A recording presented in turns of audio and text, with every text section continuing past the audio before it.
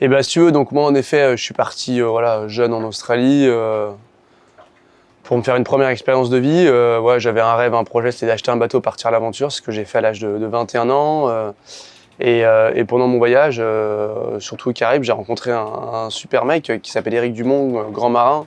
Éric me dit, écoute, toi t'es fait pour le Vendée Globe.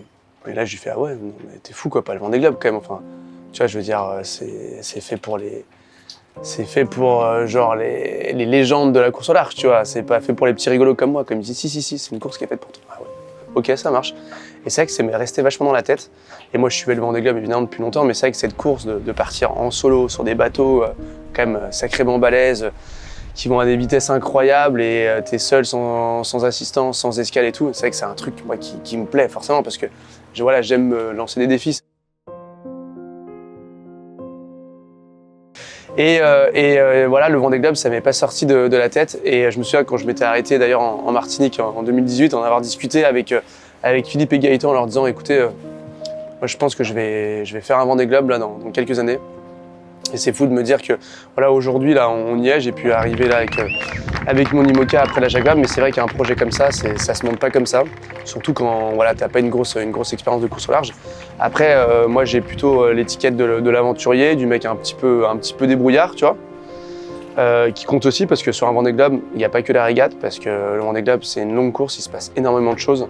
Il faut aussi bien grimper dans ton mât en pleine mer avec une mer un peu mouvementé, comme aller plonger sur ta quille à 4,50 m, démonter ton safran, enfin, tu vois, donc il y a tout ce côté quand même assez manuel, quoi, que moi je pense à avoir, pas forcément plus qu'un autre, mais en tout cas je l'ai. Et puis après, bah, ça n'empêche que tout le côté navigation, tu vois, côté performance, routage, météo, stratégie, tout ça, bah, ça s'apprend, C'est vrai que la plupart des personnes aujourd'hui qui font le Vendée Globe, ils sont passés, tu vois, je sais pas, par le Mini, par le Figaro, par le Classe 40, voilà, par tout ça. Moi, j'ai pas fait tout ça. Moi, je suis passé de mon vieux bateau en acier à la rame, tu vois. Donc, en fait, j'ai dégraissé, quoi. Mais la rame, c'est un bon entraînement, franchement, parce que j'en ai tellement chié que quand tu fais une transat à la rame, enfin, j'en ai pas fait une, du coup, j'en ai fait deux, surtout le retour, où là, je suis passé par des moments tellement compliqués que, en fait, une fois que tu as vécu ça, bah, franchement, t'as plus peur de grand-chose, quoi, vraiment, quoi. Et donc pour monter ce projet Vendée Globe, bah, ça se monte pas comme ça parce que c'est des gros bateaux, parce que c'est des gros budgets, parce qu'il faut du monde pour bosser avec toi. Et c'est vrai que moi j'avais toujours eu, pas toujours, mais j'ai eu souvent une personne qui bossait avec moi, mais c'est tout. Voilà, je pense surtout à Alice, qui est un peu, je la présente comme mon agent, mais Alice c'est un peu mon couteau suisse à la bretonne, qui sait un peu tout faire. Et si j'en suis là, c'est vachement grâce à elle aussi, parce qu'elle m'a vachement épaulé. Enfin voilà, Alice comme Lorraine, comme ma copine Newt, enfin comme plein de gens, quoi. Et c'est vrai que bon bah voilà, à partir du moment où on a lancé le projet Vendée Globe, logiquement tu fais les choses dans l'ordre, ça veut dire que tu commences par trouver un sponsor, pour trouver de l'argent. Une fois que tu as trouvé de l'argent, bah tu trouves une équipe, et une fois que tu as ton équipe, bah tu essayes de trouver un bateau, quoi. Et moi je me souviens, j'étais en train de traverser la rame entre les Canaries et les Caraïbes, et là c'était le Vendée Globe 2020. Et là, Alice qui m'envoyait des infos pratiquement quotidiennement en me disant voilà le classement, voilà ce qui s'est passé comme avarie ou comme chose chouette aussi. Et j'étais au taquet, je me dis putain mais faut qu'on fasse le prochain. Et j'ai dit Alice, écoute, prends en contact avec plusieurs, pas les skippers directement parce qu'ils étaient en mer, mais avec tu vois, des teams pour savoir quel bateau va être en vente, à combien, machin, comment on peut s'y prendre et tout. Et donc voilà, c'est ce qu'elle a fait super bien. Moi je suis rentré entre mes deux traversées 2-3 mois, tu vois. Et à ce moment-là, on est parti visiter des bateaux. Et là, moi, je me suis arrêté sur un bateau, le bateau de Benjamin Dutreux, qui est un bateau à dérive, un bateau ancienne génération, mais un bateau hyper fiable, qui a vachement bien marché sur le Vendée Globe. Et moi, je me dis, c'est ce bateau-là qu'il me faut. Je match vachement avec Benjamin Dutreux. Et son bateau, il me paraissait pas trop compliqué. Je me dis, pour une première expérience, génial, quoi. Et donc, on décide de partir sur le bateau, sauf que voilà, il faut trouver des fonds. À ce moment-là, on n'a pas de partenaire. Et donc, voilà, donc moi, j'arrive à négocier avec ma banque pour qu'ils me suivent. Et c'est vrai que voilà, on parle quand même de très gros montants.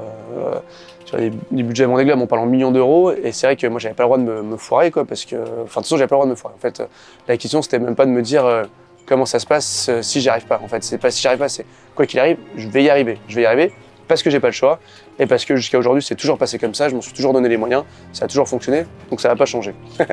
Ça n'empêche qu'à des moments, c'est un petit peu stressant, tu vois. Et bon, bah voilà, une fois qu'on a le bateau, donc on a acheté le bateau, on n'a pas encore de partenaire. Et puis moi, je fais la rencontre de Sylvestre, le PDG de freelance.com, et et tout de suite on s'entend hyper bien et il décide de me suivre sur le projet Vendée Globe alors qu'eux avaient jamais fait de sponsoring, lui il connaissait la voile. Et puis on était vraiment sur des valeurs communes. Je pense qu'on était vraiment dans le même état d'esprit et voilà, donc on a décidé de partir ensemble et je les remercie de m'avoir fait confiance parce qu'au final ils ont fait confiance à un aventurier mais pas vraiment à un régatier. Et voilà, et la chance que j'ai aujourd'hui c'est que j'essaie de vraiment m'entourer du mieux que je peux, de personnes vraiment très compétentes et pour essayer de boucher en fait, si tu veux, toutes les lacunes que je peux avoir. Et il y en a encore un paquet, mais je commence à vraiment bien prendre le bateau en main. Et écoute, maintenant je suis quand même bien à l'aise, bien à l'aise sur mon IMOCA. J'ai enchaîné quelques courses. Et le Vendée Globe, écoute, ça va être dans un an. Et moi, clairement, j'ai qu'une hâte, c'est d'être sur le départ, de commencer cette nouvelle aventure. Mais voilà, après, ce sont des projets quand même assez structurés, encadrés. C'est vrai que j'avais pas l'habitude de ça, avec des règlements, des comptes à rendre, tout ça. Mais en fait, c'est tellement excitant et je me sens tellement privilégié en fait de naviguer sur ce bateau que c'est que du bonheur, quoi. C'est que du bonheur et au final il y a en fait le moment où je suis plus heureux c'est sur mon bateau, tu vois. Clairement, bon après je suis heureux en famille évidemment, mais là je te parle vraiment du côté professionnel, métier, coureur au large, tu vois. Et au final, le moment où je vais souffler, le moment où je vais me dire ok, cool, trop chouette, j'y suis arrivé, c'est le moment où je vais franchir sa ligne de départ, quoi, tu vois. Et c'est là où je vais commencer à faire mon vrai boulot, quoi. Donc mon boulot de marin, quoi.